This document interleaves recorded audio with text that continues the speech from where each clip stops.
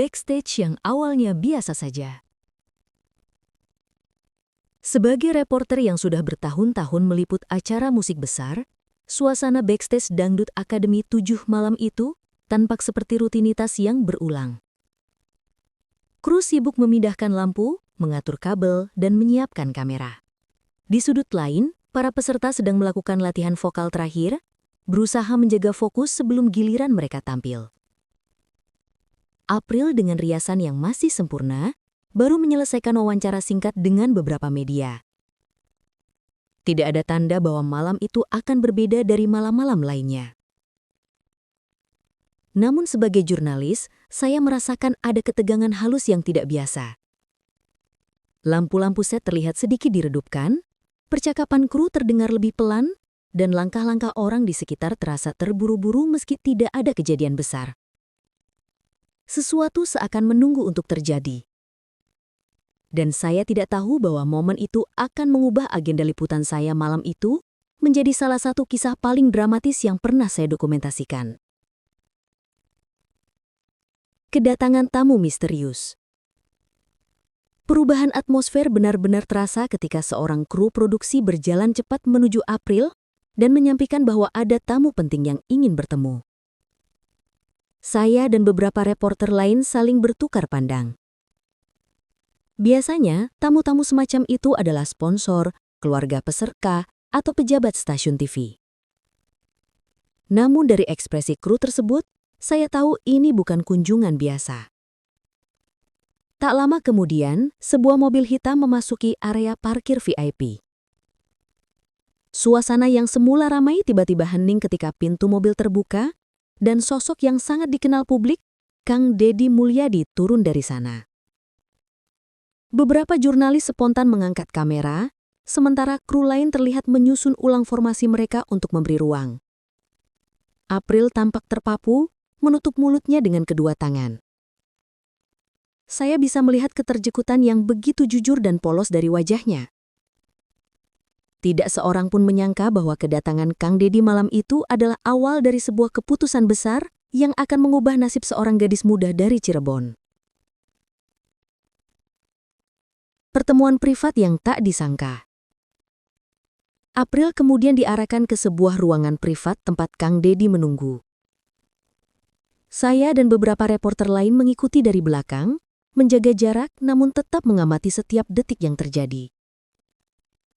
Sesampainya di depan pintu ruang pertemuan, suara dari luar panggung seakan menghilang, digantikan keheningan yang nyaris memekakkan telinga.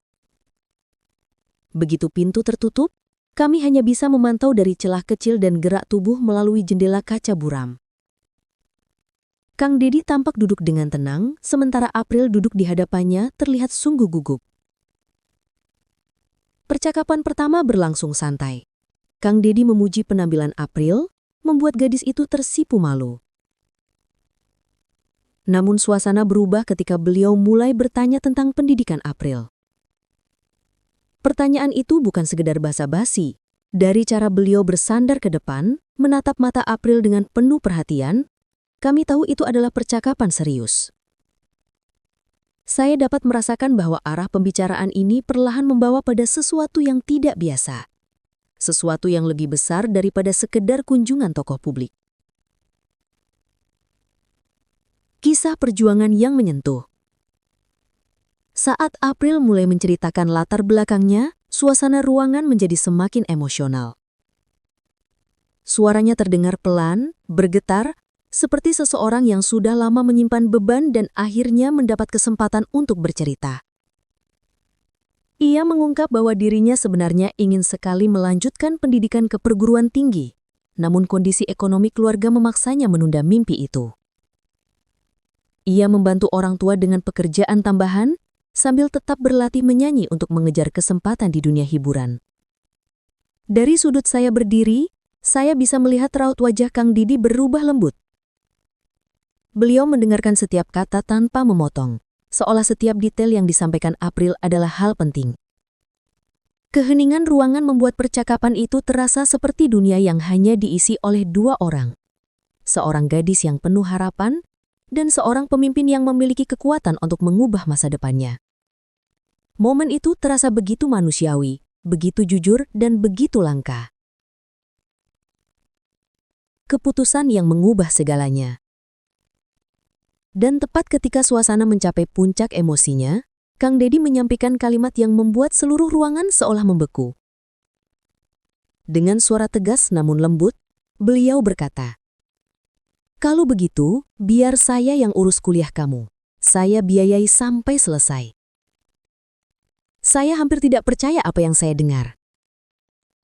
April langsung menutup mulutnya, tubuhnya bergetar, dan air matanya muncul spontan.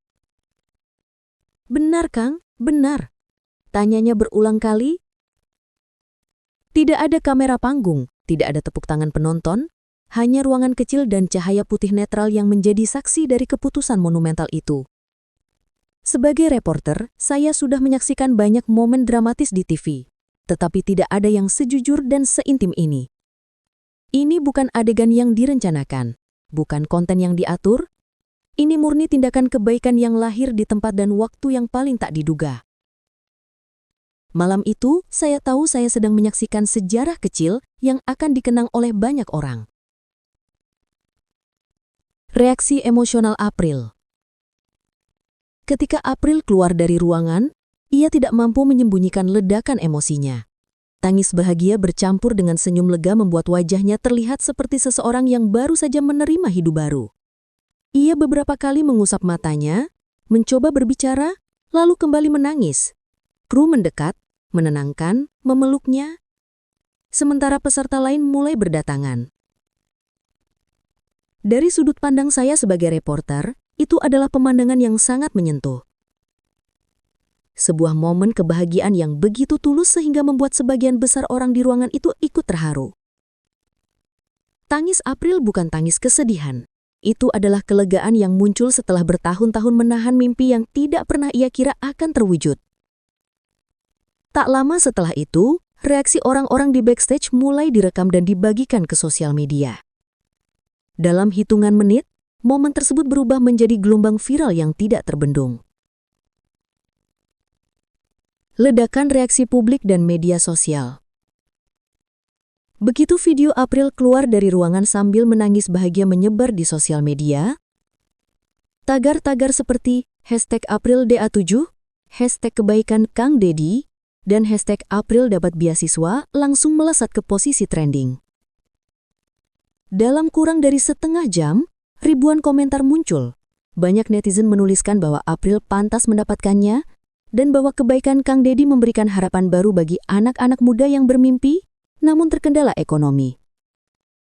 Beberapa warganet bahkan mengaku menangis hanya dengan melihat reaksi April. Video tersebut dibagikan ulang oleh selebriti, influencer, serta tokoh publik yang mengekspresikan apresiasi mereka terhadap keputusan Kang Deddy. Narasi yang berkembang bukan hanya tentang hadiah beasiswa, tetapi tentang perjuangan seorang gadis sederhana yang mendapat kesempatan hidup yang selama ini terasa jauh. Dari sudut pandang saya sebagai reporter, saya bisa melihat langsung bagaimana sebuah momen kecil bisa mengguncangkan dunia maya dengan kekuatan luar biasa. Keluarga di Cirebon menjadi sorotan. Sementara euforia berlangsung di Jakarta, di Cirebon suasana berubah menjadi haru. Media yang menghubungi keluarga April mendapatkan tanggapan penuh emosi. Ibunya menangis ketika mendengar bahwa putrinya mendapatkan beasiswa penuh dari Kang Deddy. Ia menceritakan bagaimana April sejak kecil sering menahan keinginannya demi membantu keluarga. Ayahnya menambahkan bahwa April adalah anak yang tekun belajar dan tidak pernah berhenti bermimpi meski hidup sederhana. Kabar itu juga menyebar ke lingkungan sekolah April. Banyak guru dan teman lama mengungkapkan rasa bangga, mengatakan bahwa April adalah contoh nyata bahwa kerja keras dan ketulusan membawa hasil. Di Cirebon, April mendadak bukan hanya kontestan kompetisi musik. Ia menjadi inspirasi bagi banyak anak muda yang sedang berjuang. Alasan dibalik pilihan besar Kang Deddy. Sebagai reporter, pertanyaan besar yang muncul adalah, mengapa April yang dipilih?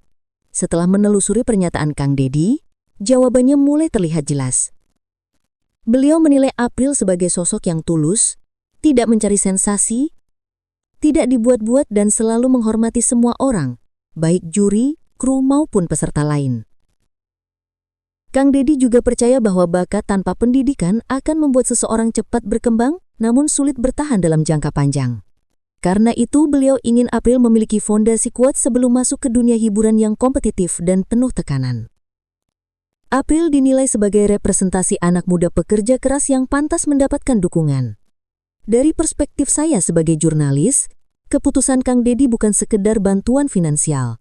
Ini adalah investasi terhadap generasi muda, terhadap seseorang yang diyakini memiliki masa depan cerah bila diberi kesempatan. Babak baru dalam hidup April.